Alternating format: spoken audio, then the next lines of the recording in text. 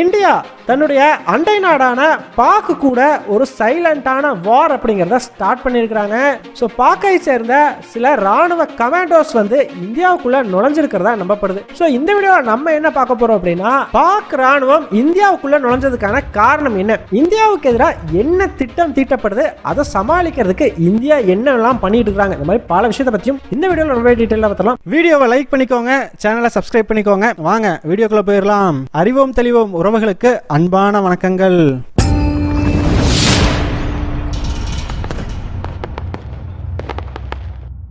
முதல் விஷயமா, இந்தியா பாகிஸ்தான் இந்த ரெண்டு நாடுகளுக்கும் நடுவில் அஃபீஷியலாகவே ஒரு சைலண்ட் வார் அப்படிங்கிறது ஸ்டார்ட் ஆயிருச்சுங்க. ஸோ இந்த சைலண்டான வார் எப்போ சத்தமாக வெடிக்க போகுது அப்படிங்கிறதாங்க இப்போ இருக்கிற அடுத்த கேள்வியே. என்னப்பா சொல்கிறேன் அப்படின்னு கேட்டிங்கன்னா, ஆக்சுவலாக ஆல்ரெடி நம்ம ஒரு வீடியோவில் பார்த்துருந்தோம், இந்த மாதிரி பாகிஸ்தான் அரசாங்கம் இந்தியாவுக்கு எதிரான தீவிரவாத குழுக்களுக்கு புத்துயிர் கொடுத்து அவங்கள இந்தியாவுக்கு எதிராக மறுபடியும் திருப்பி விட முயற்சி செஞ்சுட்டு இருக்காங்க அப்படின்னு சொல்லி. அதன் விளைவா ஆல்ரெடி பல தீவிரவாத குழுக்களும் இந்தியாவுக்குள்ள நுழைஞ்சிட்டாங்க அப்படிங்கிறது எல்லாமே டீட்டெயிலாக பார்த்துருந்தோம். அந்த வீடியோட லிங்க் டிஸ்கிரிப்ஷனில் இருக்கிறோம், மிஸ் பண்ணாமல் பாருங்க. ஸோ இந்த நிலைமையில் இந்த விஷயத்தில் பாகிஸ்தான் ராணுவம் ஒரு புது ட்விஸ்ட் ஒன்று கொடுத்துருக்குறாங்க. ரொம்பவே அன்எக்ஸ்பெக்டட் ட்விஸ்ட் அப்படின்னு தான் சொல்லி ஆகணும். அப்படி என்னப்பா பண்ணிட்டாங்க அப்படின்னு கேட்டிங்கன்னா, ஆல்ரெடி கடந்த ஜூலை மாதம் பார்த்தீங்கன்னா இந்தியாவுக்கு எதிராக 3 தாக்குதல்கள் அப்படிங்கிறது நடத்தப்பட்டிருந்தது. இந்த நிலைமையில் கடந்த சனிக்கிழமை அன்னைக்கு 4வது ஒரு தாக்குதலும் நடந்துருச்சு. பாகிஸ்தானோட பார்டர் ஆக்ஷன் டீம் இந்திய ராணுவத்துக்கு எதிராக ஒரு துப்பாக்கி சூடாக நடத்தியிருந்தாங்க. இந்த சம்பவத்துக்கு பிறகு பார்த்தீங்கன்னா ஜம்மு காஷ்மீரினுடைய முன்னாள் டிஜிபியாக இருந்த வாயிட் அப்படிங்கிறவர் ஒரு அதிர்ச்சிகரமான தகவலை ஊடகங்களுக்கு வெளியிடுறார். ஸோ அது என்ன அப்படின்னு பார்த்தீங்கன்னா, பாகிஸ்தானோட எஸ்எஸ்ஜி கமாண்டோஸ் கிட்டத்தட்ட ஒரு 600 பேர் இந்தியாவுக்குள்ள நுழைஞ்சிட்டாங்க. அதை விட முக்கியமாக பாகிஸ்தான் ராணுவத்தை சேர்ந்த ஒரு லியூட்டினன்ட் கலோனலும் இந்த 600 பேர் கூட இந்தியாவுக்குள்ள வந்திருக்கா அப்படி. ஸோ அவரோட வேலையே இந்தியாவில் இருக்கக்கூடிய ஸ்லீப்பர் செல்ஸ் எல்லாம் ஆக்டிவேட் பண்ணி விடுறது தான் அப்படின்னு சொல்லி ஒரு அதிர்ச்சி தகவலை சொல்கிறாரு. அது மட்டும் இல்லைங்க, பாகிஸ்தான் ராணுவத்தை சேர்ந்த அடில் ரஹ்மானி அப்படிங்கிற ஒருத்தர் தலைமையில் தான் இப்போ இந்தியாவுக்கு எதிரான ஒரு மிகப்பெரிய ஆபரேஷனை பாகிஸ்தான் அரசாங்கம் சைலண்டாக நடத்திக்கிட்டு இருக்குது அப்படிங்கிற ஒரு குற்றச்சாட்டையும் முன்வைக்கிறார். யோசிச்சு பாருங்க, பாகிஸ்தான் ராணுவத்தை சேர்ந்த ஸ்பெஷல் கமாண்டோஸ் இந்தியாவுக்குள்ள வர்றதுங்கிறது சாதாரணமான விஷயமே கிடையாது இல்லையா? ஸோ அதனால் உடனடியாக செய்தி சேனல்களும் இந்த விஷயத்தை கன்ஃபார்ம் பண்ணுறதுக்காக அவங்களுக்கு தெரிஞ்ச அஃபீஷியல் வட்டாரத்தில் கேட்குறாங்க. அப்படி கேட்கும் பொழுது பாகிஸ்தானோட எஸ்எஸ்ஜி கமாண்டோஸ் உள்ளே வந்தது உண்மைதான், ஆனால் 600 பேரெல்லாம் வரல, அது ரொம்ப ஒரு பெரிய நம்பர் அப்படிங்கிற மாதிரி சொல்லியிருக்கிறாங்க. கிட்டத்தட்ட ஒரு 80 பேர் வரைக்கும் வந்திருக்கலாம் அப்படின்னு சொல்லி நாங்கள் நினைக்கிறோம் அப்படின்ற ஒரு எஸ்டிமேட்டையும் கொடுத்துருக்காங்க. ஸோ இப்போ எல்லாத்துக்குமே ஒரு டவுட் ஒன்று வரும், யாருப்பா இந்த எஸ்எஸ்ஜி கமாண்டோஸ் அப்படின்னு கேட்டிங்கன்னா, ஆக்சுவலாக பாகிஸ்தான் ராணுவத்தோட ஸ்பெஷல் சர்வீஸ் குரூப் தான் பார்த்தீங்கன்னா இந்த எஸ்எஸ்ஜி அப்படிங்கிறவங்க. ஸோ இவங்களோட வேலையே என்னென்னா, பாகிஸ்தான் ராணுவம் சார்பாக வேறொரு நாட்டுக்குள்ளே போய் ஒரு குறிப்பிட்ட டார்கெட்டை அட்டாக் பண்ணணும், ஆனால் சைலண்ட்டாக போய் அட்டாக் பண்ணிட்டு வரணும், ஒரு கவர்ட் ஆப்ரேஷன் மாதிரி பண்ணணும். அப்படின்னா அதற்கு பாகிஸ்தான் ராணுவம் பயன்படுத்தக்கூடிய ஒரு குரூப் தான் இந்த எஸ்எஸ்ஜி அப்படிங்கிறது. ஸோ மோஸ்ட்லி பார்த்தீங்கன்னா இவங்களை இந்தியாவுக்கு எதிராக தான் பயன்படுத்துவாங்க. ஸோ அந்த வகையில் தான் இப்போவும் இந்த எஸ்எஸ்ஜி கமாண்டோஸ் அப்படிங்கிறவங்க இந்தியாவுக்குள்ளே பூந்துருக்குறாங்க. ஸோ இவங்க இந்தியாவோட பல முக்கிய இடங்களையும் குறிவைக்கிறதுக்கு வாய்ப்புண்டு அப்படின்னு சொல்லி அஞ்சப்படுது. ஸோ ஒரு எஸ்டிமேட்டின் படி பார்த்தீங்கன்னா இந்த தீவிரவாதிகள் ப்ளஸ் எஸ்எஸ்ஜி கமாண்டோஸ் மொத்தமாக சேர்ந்து கிட்டத்தட்ட ஒரு 100க்கும் மேற்பட்டவர்கள் பாகிஸ்தானுக்குள் வந்து இந்தியாவுக்கு வந்திருக்கலாம்னு நம்பப்படுது. அது மட்டும் இல்லைங்க, இந்த சம்பவத்தை பார்க்குற எல்லா மிலிட்டரி எக்ஸ்பர்ட்ஸுமே என்ன சொல்கிறாங்க அப்படின்னா, கார்கில் யுத்தத்துக்கும் இப்போ நடக்கக்கூடிய எல்லா விஷயத்துக்கும் ஏதோ ஒரு ஒற்றுமை இருக்குது அப்படின்ற மாதிரி சொல்கிறாங்க. அது என்ன ஒற்றுமை அப்படின்னா, கடந்த 1999ஆம் ஆண்டு கார்கில் யுத்தம் ஆரம்பித்ததுக்கு முக்கிய காரணமே பாகிஸ்தான் ராணுவம் கிட்டத்தட்ட ஒரு 5000 பேர்த்த பார்த்தீங்கன்னா இந்தியாவுக்குள்ளே அனுப்பிடுவாங்க. ஸோ இந்த 5000 பேர்த்தில் பாதி பேர் பாகிஸ்தான் ராணுவத்தை சேர்ந்தவர்கள், மீதி இந்த தீவிரவாத குழுக்களை சேர்ந்தவர்கள். ஸோ இவங்க மொத்தமாக வந்து இந்தியாவினுடைய முக்கியமான இடங்களெல்லாம் கைப்பற்ற முயற்சி செஞ்சது தான் கார்கில் யுத்தமாக பார்த்தீங்கன்னா மாறுச்சு. இப்பயும் அதே மாதிரி கிட்டத்தட்ட ஒரு குறிப்பிட்ட அளவுக்கு எஸ்எஸ்ஜி கமாண்டோஸ் பாகிஸ்தான் ராணுவத்தை சேர்ந்தவங்க வந்திருக்கிறாங்க. அதே மாதிரி இன்னொரு பக்கம் தீவிரவாத குழுக்களை சேர்ந்தவர்களும் உள்ள வர்றாங்க இல்லையா? ஸோ இதை பார்க்குறவங்கெல்லாம் அதே மாதிரி இப்போ ஏதாச்சும் ஒன்று பண்ண ட்ரை பண்ணுறாங்களோ அப்படிங்கிற மாதிரி கேள்விகளை முன்வைக்கிறாங்க. அதை விட முக்கியமாக இப்போ ஒரு 5-6 நாளைக்கு முன்னாடி தாங்க கார்கில் திவாஸ் அப்படிங்கிறது வந்தது. அதாவது கார்கில் போரில் நம்ம வெற்றி பெற்றதை கொண்டாடக்கூடிய ஒரு தினம். ஸோ அதை கொண்டாடுவதற்காக இந்திய பிரதமரான மோடி கார்கில்கே வந்து விசிட் பண்ணியிருந்தா. அப்படி அங்கே போயிட்டு ராணுவத்து மத்தியில் பேசும் பொழுது பாகிஸ்தானை ரொம்பவே வந்து அட்டாக் பண்ணி பேசியிருந்தார். இந்த மாதிரி பாகிஸ்தான் ராணுவம் வரலாற்றிலிருந்து பாடம் கற்றுக்கிறதே இல்லை அப்படின்னு சொல்லி. இந்திய பிரதமருடைய இந்த பேச்சு பார்த்தீங்கன்னா பாகிஸ்தான் ராணுவம் இப்போ இந்தியாவில் என்ன பண்ணுறதுக்கு ட்ரை பண்ணிட்டு இருக்காங்களோ அதற்கு எதிரான ஒரு எச்சரிக்கையாக பார்க்கப்பட்டுச்சு. அதாவது கார்கில் யுத்தத்தில் நீங்கள் இந்த மாதிரி பண்ணுறதுக்கு ட்ரை பண்ணி அடி வாங்கிட்டு ஓடி போனீங்களே, அதே மாதிரி இப்பயும் நீங்கள் என்னமோ பண்ண ட்ரை பண்ணிட்டு இருக்கிறீங்க, இதுலேயும் அடி வாங்கிட்டு தான் போவீங்க அப்படிங்கிறத மறைமுகமாக அவங்களுக்கு சொன்ன மாதிரி கருதப்பட்டது. ஸோ பாகிஸ்தான் சைட்லேருந்து பார்த்தீங்கன்னா பிரதமர் மோடியினுடைய இந்த பேச்சுக்கு கடும் எதிர்ப்பு தெரிவிக்கப்பட்டது குறிப்பிடத்தக்கது. இந்த விஷயத்தை இன்னுமே சீரியஸ் ஆக்குற வகையில் பார்த்தீங்கன்னா ஜம்மு காஷ்மீரினுடைய அந்த முன்னாள் டிஜிபி இன்னொரு விஷயத்தையுமே சொல்கிறார்.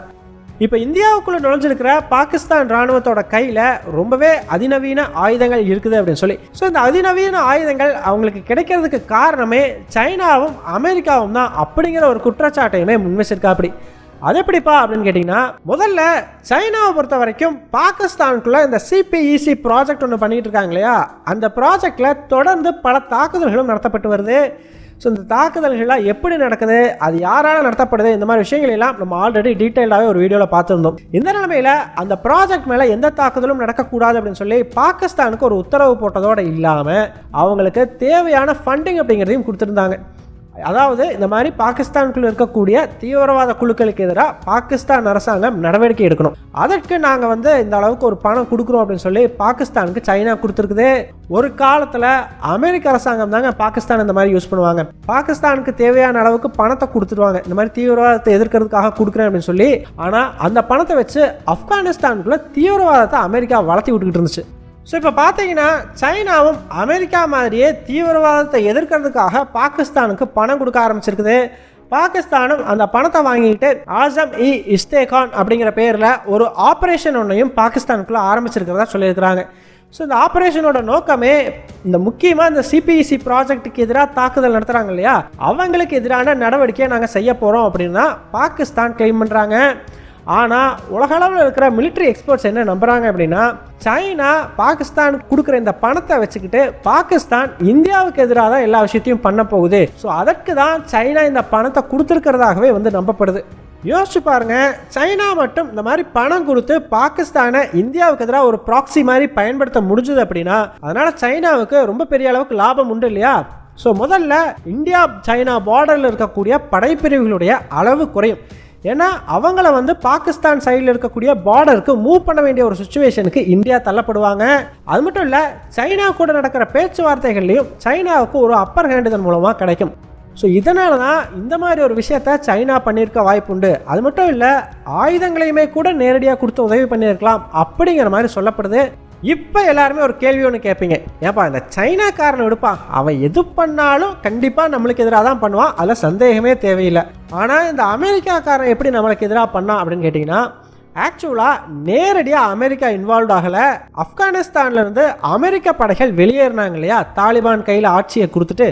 அப்படி வெளியேறும் பொழுது அமெரிக்க படைகள் அவர்களுடைய ஆயுதங்களை எடுத்துக்கிட்டு போகலை. ஸோ இதை பற்றி பார்த்தீங்கன்னா அப்போ ரொம்பவே விரிவாக பேசப்பட்டது. பல செய்தி சேனல்லேருந்து பல ஊடகங்கள்லையுமே இந்த மாதிரி ஆயுதங்களை எல்லாம் தாலிபான் கையில் விட்டுட்டு போகிறாங்களே அப்படின்னு சொல்லி குற்றச்சாட்டுகள் அமெரிக்கா மேலே முன்வைக்கப்பட்டுச்சு. ஸோ இப்போ இந்த அமெரிக்காவினுடைய ஆயுதங்களை எல்லாம் பாகிஸ்தான் அரசாங்கம் ஸ்மகிள் பண்ணி கொண்டு வந்துட்டு தான் நம்பப்படுது. அந்த ஆயுதங்களை இப்போ இந்தியாவுக்குள்ளே நுழைஞ்சிருக்கிற இந்த எஸ்எஸ்ஜி கமாண்டோஸ் கையில் பாகிஸ்தான் ராணுவம் கொடுத்துருக்கலாம்னு நம்பப்படுது. அது மட்டும் இல்லை, இந்தியாவுக்குள்ளே நுழைஞ்ச சிலர் கைகளிலிருந்து இந்த ஆயுதங்களை இந்திய அரசாங்கம் கேப்சர் பண்ணியிருக்கிறாங்க. ஸோ அதனால் மோஸ்ட்லி இப்போ பாகிஸ்தான் கையில் தான் அந்த ஆயுதமெல்லாம் இருக்கும். அதையே இந்தியாவுக்கு எதிராக தான் பாகிஸ்தான் பயன்படுத்த போகுது அப்படிங்கிற மாதிரியான ஒரு குற்றச்சாட்டையும் இந்த டிஜிபி முன் வச்சிருக்கா. அப்படி ஏன்பா இந்தியாவை நோக்கி இவ்வளவு பெரிய ஆபத்து வருதே, இந்திய அரசாங்கம் அதை தடுக்கிறதுக்கு என்ன பண்ணிட்டு இருக்காங்க அப்படின்னு கேட்டிங்கன்னா, ஆக்சுவலாக இந்தியா பார்த்தீங்கன்னா ஆல்ரெடி வில்லேஜ் டிஃபென்ஸ் ஃபோர்ஸ் அப்படிங்கிறத ஆக்டிவேட் பண்ணி விட்டாங்க.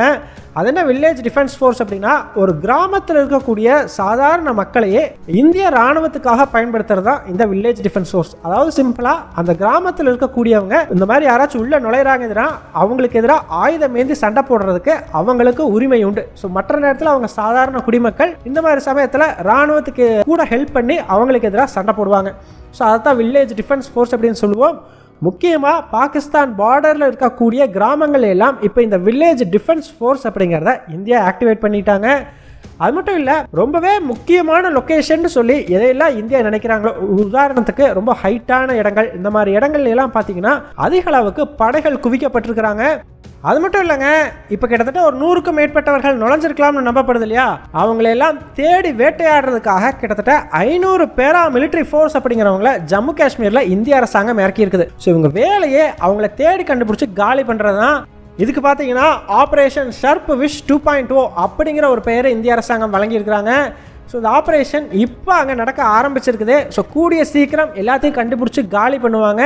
எந்த பிரச்சனையும் இல்லாமல் இந்தியாவுக்கு சாதகமாக எல்லாமே முடியும் அப்படிங்கிறத நம்புவோம். ஸோ ஃபைனலாக நீங்கள் என்ன நினைக்கிறீங்க? பாகிஸ்தான் இதே மாதிரி தொடர்ச்சியாக இந்தியாவுக்கு எதிராக ஏதோ ஒன்று பண்ணிகிட்டே இருக்கிறாங்க. அவங்கள கட்டுப்படுத்துறதுக்கு இந்திய அரசாங்கம் என்ன பண்ணலாம்? உங்களுடைய கருத்துக்கள் என்ன அப்படிங்கிறத மறக்காமல் கமெண்ட்ஸை சொல்லுங்கள். எங்கள் டெலிகிராம் சேனல் லிங்க் டிஸ்கிரிப்ஷனில் கொடுக்குறோம். இன்ட்ரெஸ்ட் இருக்கிறவங்க ஜாயின் பண்ணிக்கோங்க. ரொம்ப முக்கியமான செய்திகள் அதில் பகிரப்படும். வீடியோ பிடிச்சிருந்ததுன்னா லைக் பண்ணிக்கோங்க, சப்ஸ்கிரைப் பண்ணிக்கோங்க.